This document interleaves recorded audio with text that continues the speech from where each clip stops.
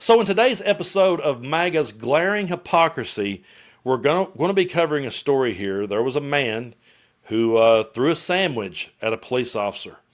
And now this guy is public enemy number one to Maga. You don't do that to a police officer. How dare you throw a Subway sandwich at a police officer?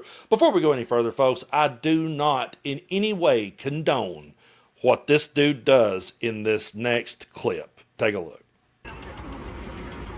Oh! Oh! Oh! It's fucking good! Folks, I do not condone assaulting an officer. I do not condone throwing a sandwich at an officer. I do not condone spitting on an officer. I'm a person who believes in complying. I'm a person who believes in following the rule of law. I'm a person who believes in being peaceful. I go to protest. I go to town hall meetings. I stand there. I don't say two words. I stand there and listen. And if a police officer, for whatever reason, walked up and asked me to leave, I'm just going to be like, okay, because I don't want to draw any more attention to the situation and make it any worse. To me, I'm just like, I'm a person who's always just going to try my best to abide. But when you want to compare, like, okay, if you want to compare that to something much worse, I could easily play this clip for you.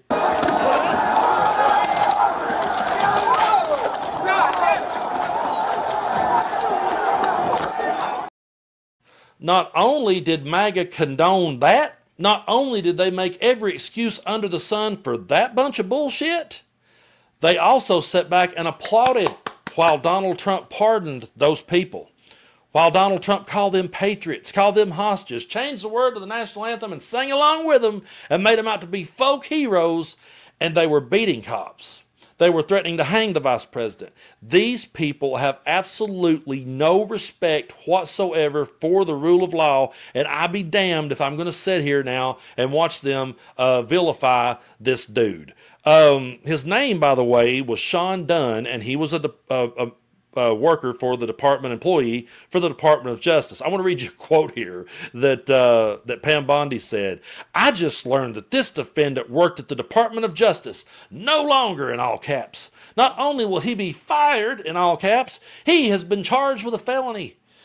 And said Mr. Dunn had been working as a trial attorney for the Office of International Affairs within the DOJ's criminal division, according to CBS News. U.S. Attorney for Washington, D.C., Janine Pirro, a Fox News person, said in a video announcing Mr. Dunn's arrest that he thought it was funny. Well, he doesn't think it's funny today because we charged him with a felony, so go stick your Subway sandwich somewhere else. Yeah, folks, we no longer, we used to refer to Fox News as state-run media. Now we have media-ran state. What is it, like 27 or 28? I can't remember the number of employees that now work with, or former Fox employees are now in Trump's administration. They're absolutely straining at a gnat and swallowing a camel on this one. My grandpa used to pull out that Bible verse on me all the time.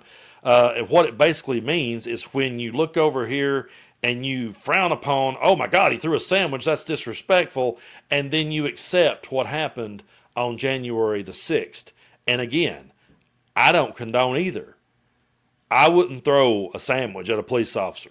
But there is a difference here that a lot of people isn't really, in MAGA, that they're not really thinking through. They're never going to think it through because their minds don't work that way. Their minds only works to go, what does Donald Trump tell us to believe today? Let's be sure and believe it. But what I would like to point out is that dude, who was an employee of the Department of Justice, and a whole lot of people are fed up at the fact that Donald Trump is sicking the cops on the people. We tried to warn everybody this is what he will do. We tried to warn everyone if he would treat immigrants this way, he would absolutely turn around and treat you that way. We tried to say it. People are now pissed off. People are pissed off because now the National Guard is going to be on the street and they're going to be harassed everywhere they go. On the other hand, Donald Trump sicked his followers on the police before and sat back and watched it while they begged him to do something, while they begged him to stop it. And then he finally walks out there and just half-heartedly says, go home. And just for a brief minute in time, I'm not going to play the clip because it's disgusting, but for a brief minute in time, he sat there and said, well, you do not condone our movement. You do not represent us. But then he realized he needed them. Then he realized that he could not win if he had to go up against Joe Biden's record. This is just the truth, folks. If Donald Trump he was able to just capitalize on the most radical of people and just keep talking about how bad everything is. And folks, no matter how much work that we put in, if you sit and just ramble constantly about how bad shit is, that'll always resonate with people. People will always love to hear someone say it's bad out there. That's why I said in the previous video, hey, Marjorie Taylor Greene, you know, she's actually kind of savvy right here. She's sticking to that everything's in the shitter, everything's bad. She's sticking to that because it will always resonate. It will always resonate with people.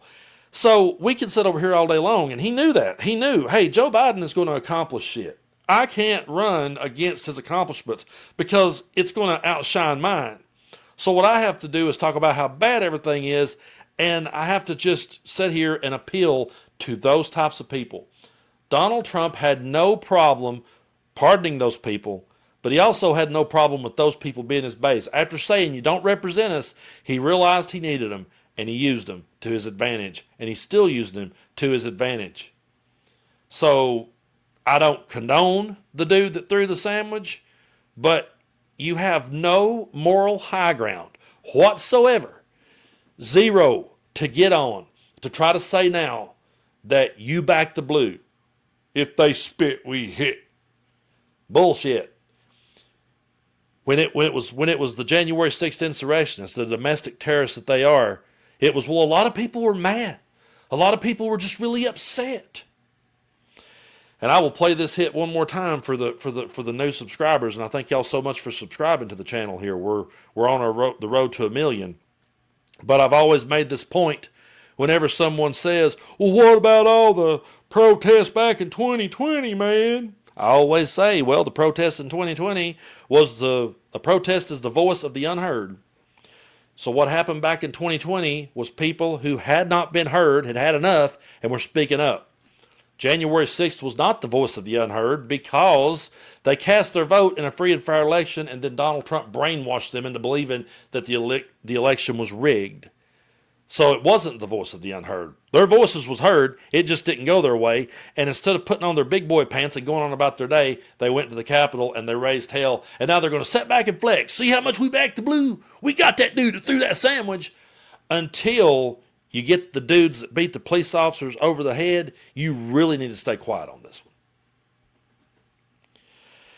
It's crazy to me, folks. It truly is sickening. It's sickening that they would go here, that they would be sitting here, oh, he threw a sandwich. Oh, my God, we love the cops so much. Now we're going to back the blue. We're going to stand up for this dude. It's absolute insanity. And it's such glaring hypocrisy that I truly don't see how they could even say it with a straight face. You know? I mean, it's like, hell yeah, man, Trump's calling in the guard, by God. Well, wait a minute, I thought he couldn't do it on January 6th. Well, that was Nancy Pelosi back in. He can now, though. That's the type of people we're up against, folks. That's why you have to remember that every time you go to vote. That is the type of idiot that we're up against.